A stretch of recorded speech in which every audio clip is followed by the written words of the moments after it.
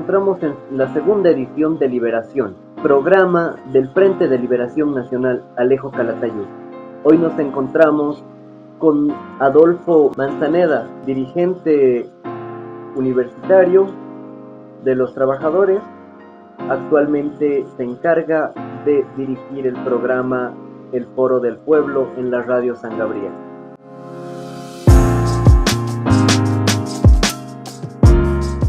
Carlos Marx nació el 5 de mayo de 1818 en Trèveris. Después de terminar en Trèveris sus estudios de bachillerato, Marx se inscribió en la universidad, primero en la de Bonn y luego en la de Berlín, estudiando jurisprudencia y sobre todo historia y filosofía.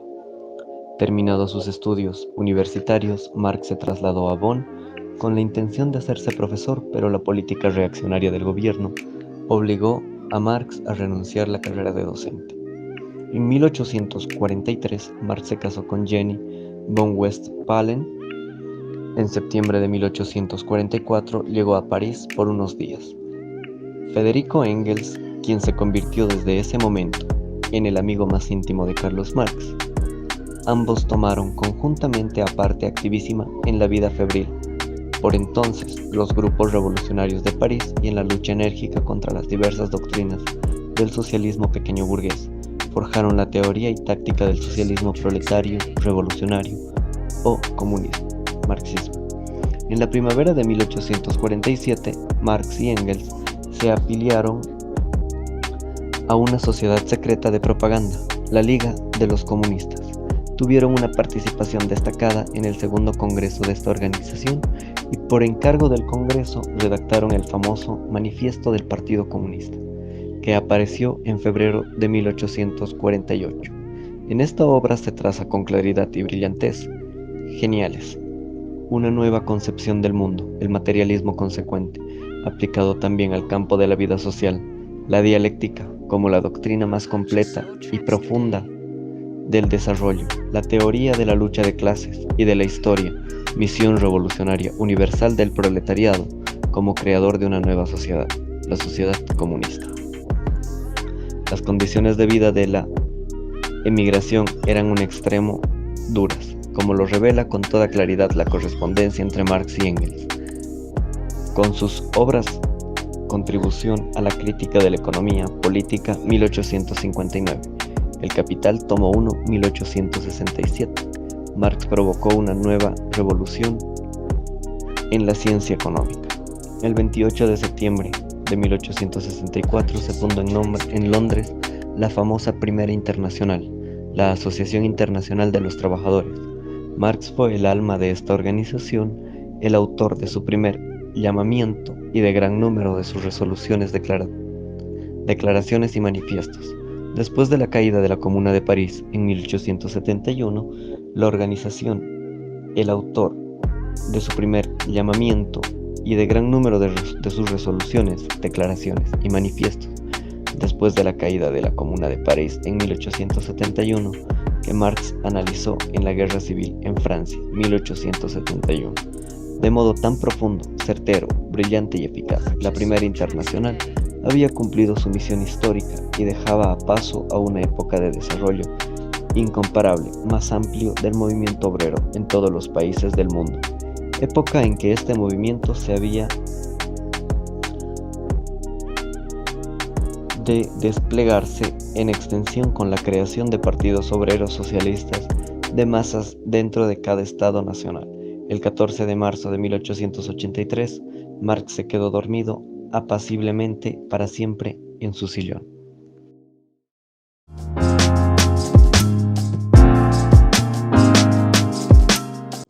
Muy buenas noches, Adolfo.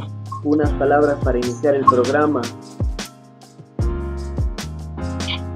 Gracias, buenas noches a toda la gente que está en sintonía del programa. Bueno, estamos para compartir lo que consulte, ¿no? Muchas gracias.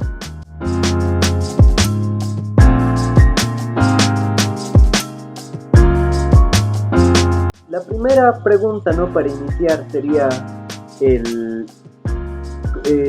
una experiencia suya, su historia de dirigente, que es el trabajo, la lucha que ha hecho usted con lo que es mantener una independencia sindical, que es de lo que trata nuestro programa de hoy, la independencia sindical. Básicamente, si cuento la historia, tengo que ser desde que he empezado a tener, digamos, este inquietud desde muy joven, obviamente ya en diligencias finales, en diligencias estudiantiles, en aulas de universidad, y llegando ya a las instancias laborales, donde justamente he tenido la oportunidad de, en un congreso se me ha habilitado para entrar a lo que sería la Fundación a nivel nacional con la Federación Nacional de Trabajadores Universitarios de Bolivia. Obviamente es todo un conjunto de objetivos, nos ligamos, trabajamos para sentar el pobre Bolivia. Obviamente ahí es donde hemos llegado a la vida sindical, obviamente de manera muy delicada. Bien. Como justamente el programa se refiere a lo que es la independencia sindical, ¿cómo podría usted, cuál sería su opinión de importancia realmente de la independencia sindical? Esto es un elemento muy importante para la vida sindical. La importancia radica justamente en que tiene la libertad de interpelar, de cuestionar, de exigir, de tomar todas las medidas de reivindicación en función de una determinación de las masas. Cuando uno está ligado a un partido político X, cualquiera, no con el gobierno, lo que ustedes quieran, sencillamente están supeditados a lo que mande el partido. Por lo tanto, ya existe la independencia sindical. Por eso se da la importancia de la independencia sindical. Y les aseguro, si ustedes han leído, por ejemplo, el libro de Aníbal Ponce Sánchez, La lucha de clases, esto es un elemento que también tenemos que incorporarlo en la lucha social a través de los sindicatos. En la historia, el Nobel planteaba la disolución de los sindicatos por un elemento, por un concepto como que, siendo el gobierno de entonces más defensor del pueblo, con el pueblo, sencillamente ya no necesitaban tener representación sindical, porque ellos, así se lo han hecho de una manera muy vinculada al pueblo, ellos con la representación natal de lo que sería del pueblo, una representación del pueblo. Pero ha habido un proceso y esto se lo ha juntado con el siguiente principio. ¿Qué va a pasar cuando otro gobierno entre? La gran pregunta. Por lo tanto, no es cuestión de un partido o otro partido esté en función del turno y tengan que llegarse ahí, porque ahí pierden total independencia. Y dieron un argumento muy contundente para la independencia. Y esta fue la lucha de clases. El día que se resuelva el problema de ricos y pobres, de repente tendremos que hablar de eso. Entre tanto, va a seguir habiendo obreros, va a seguir habiendo gente que trabaje. Y al final de cuentas, ¿quién los va a representar a ellos? Porque todos los partidos políticos tienen una temporalidad en el gobierno.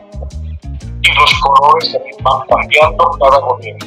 Por lo tanto, el principio de la independencia está, si se quiere, constitucionalizada dentro de lo que se llama los estatutos de los sindicatos absolutamente a lo largo y ancho del país.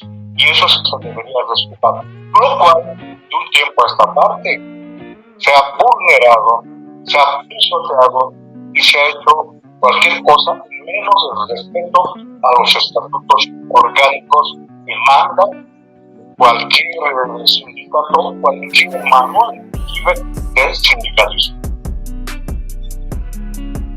Entonces, una pregunta, ¿no? ¿Es necesaria la pluralidad ideológica? ¿Qué aportan los partidos revolucionarios en el sindicato respetando la independencia? La representación es en función de una independencia sindical, pero hay la libertad de que cualquiera de los de la base tiene cualquier filiación política. Sin embargo, está en lo que se llama el respeto a su independencia sindical. En este caso, federaciones, sindicatos, no importa el orden, centrales obreras, pobres, etcétera, llegando a lo que sería la central obrera boliviana, debería respetarse ese principio de el respeto a la independencia sindical. Eso es lo que no se está efectivizando en estos últimos tiempos. Entonces, ¿crees que hay una independencia sindical en la Central Obrera Boliviana? Absolutamente negativo. En este tiempo no hay, eso es lo que decía, eso es lo que se ha transgredido, eso es lo que ya no se ha respetado. De un tiempo a esta parte hemos podido advertir que han hecho decisiones a nivel cúpula y elitaria, que han habido consultas a las bases y obviamente han determinado desde la élite dirigencial. Y eso consideramos es un cuestionamiento que obviamente tiene que hacerlo también los dirigentes, dado que están pisoteando los estatutos orgánicos. ¿Y cuál sería la forma, el método de recuperar esa independencia sindical en la Central Obrera? Consideramos que este es un trabajo muy delicado y tiene que partir desde los cimientos. Sabemos que todas las personas que están allá han sido elegidas. Ahora, ¿cómo han sido elegidas? Es el otro problema. Entonces aquí entra en tela de cuestión el viento para que los dirigentes sean representativos y que tengan el aval y la confianza de las bases. Tendrá que empezarse a revisar los estatutos y sancionar a aquellos que están traicionando. Imagino que esto es un trabajo mucho más delicado porque hay que enfrentar a las nuevas condiciones sociales en las que estamos viviendo y que debe ajustarse inclusive a los principios ya de lo que podríamos llamar el siglo XXI, dado que es menester elaborar, si se quiere, los estatutos orgánicos. Antes los partidos de izquierda revolucionaria tenían mayor presencia, ¿no? ¿Cuál fue su papel? ¿Cuáles fueron las tendencias marxistas, izquierdistas, etcétera, en los dirigentes? Ante todo, la influencia del movimiento sindical ha estado en base a los griegos. Ante todo por su formación política, ante todo por lo que tenía esa capacidad de ser vanguardia en cuanto a formación sindical. Por eso es que se pasa de que los primeros cargos estén encabezados por los mineros.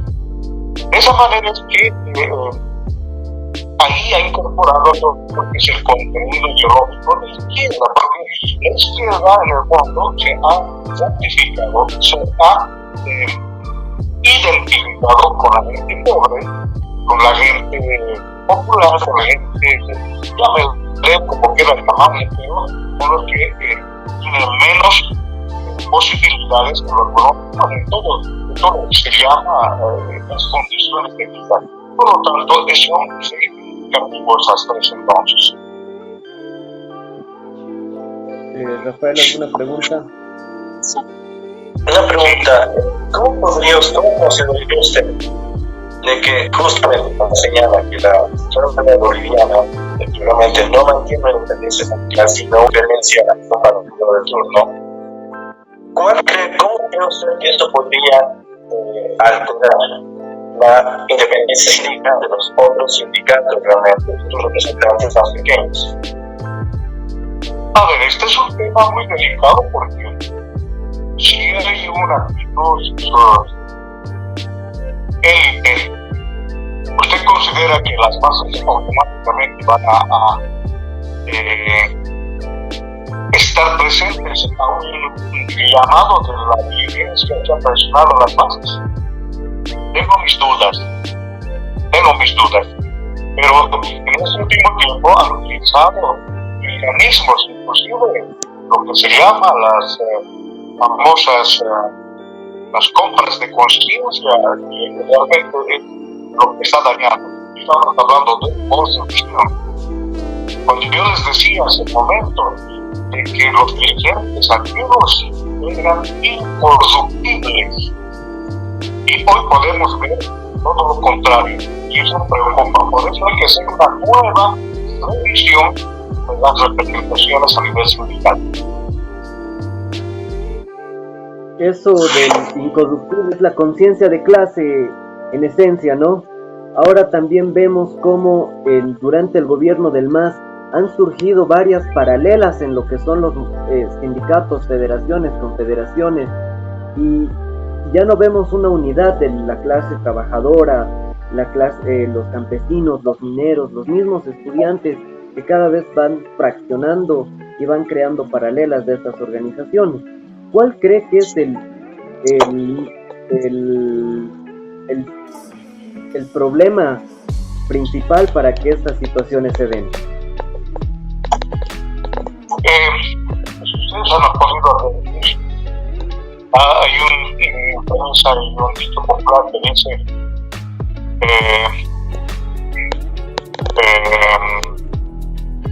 sobre el dinero, sobre la plata y lo que condiciona la plata.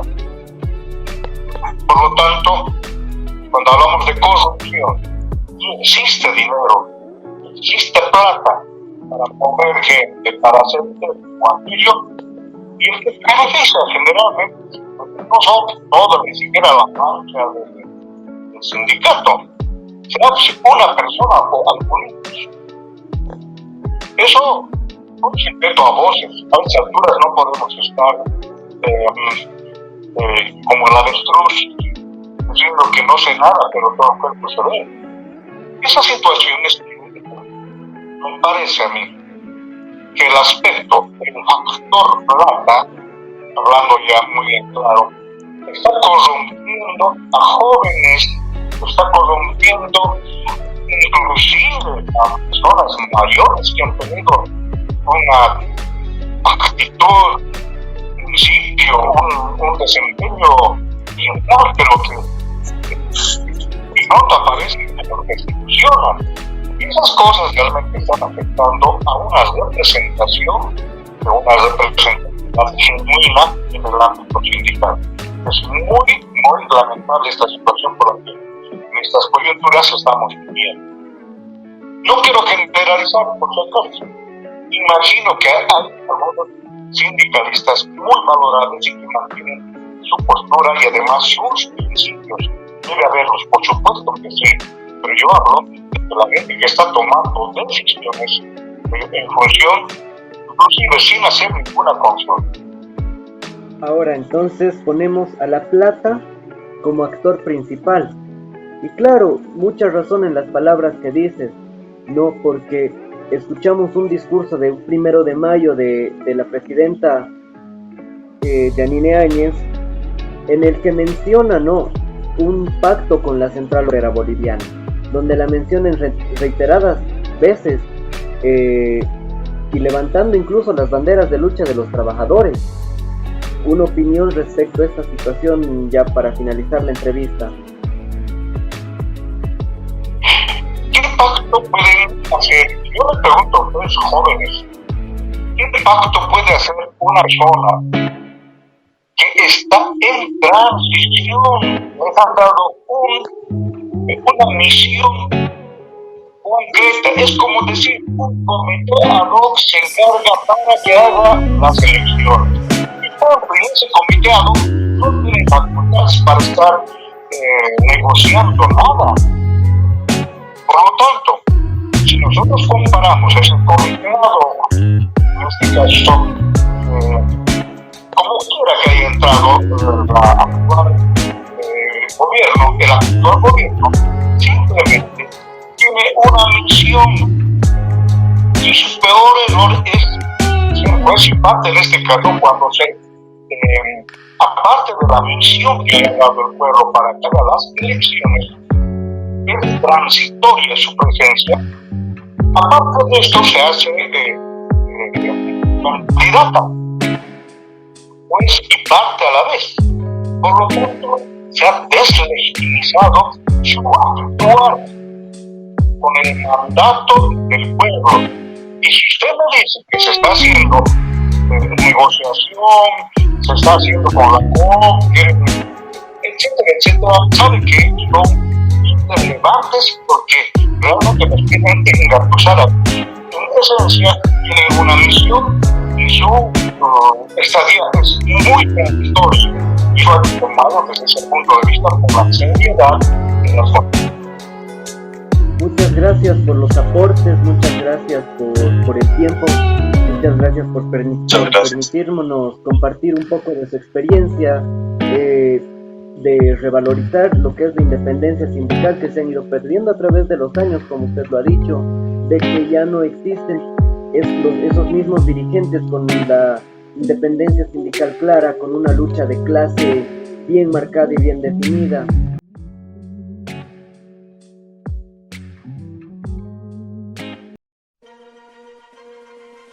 Megáfono.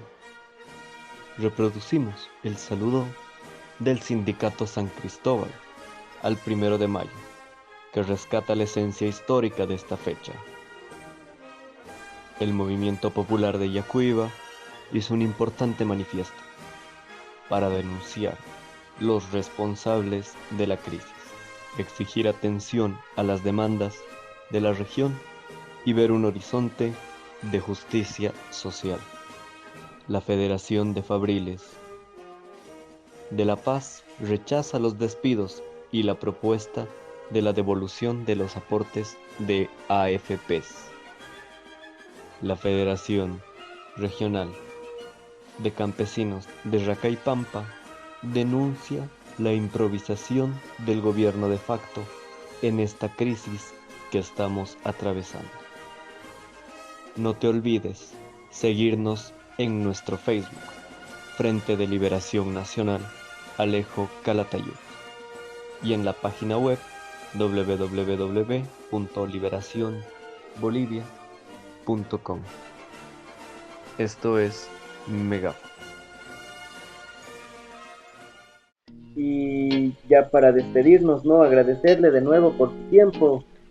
Y sin más que decir, no sé si usted tiene algunas otras palabras. Estamos atravesando muchas improvisaciones que se está haciendo, por el desconocimiento de lo que es el otro tema, pero sí quiero un poco reflexionar.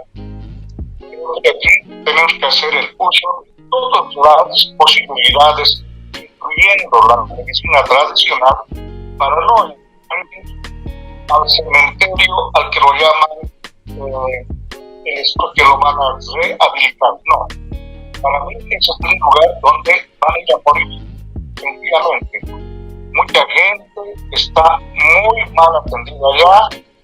Imagínense que hay equipos, hay no sé qué cosas, pero esto que no funciona. Y en el discurso se dice que se les ha entregado. Y al final, si no funciona, es lo mismo que no tenga nada. Es decir, que no tienen nada.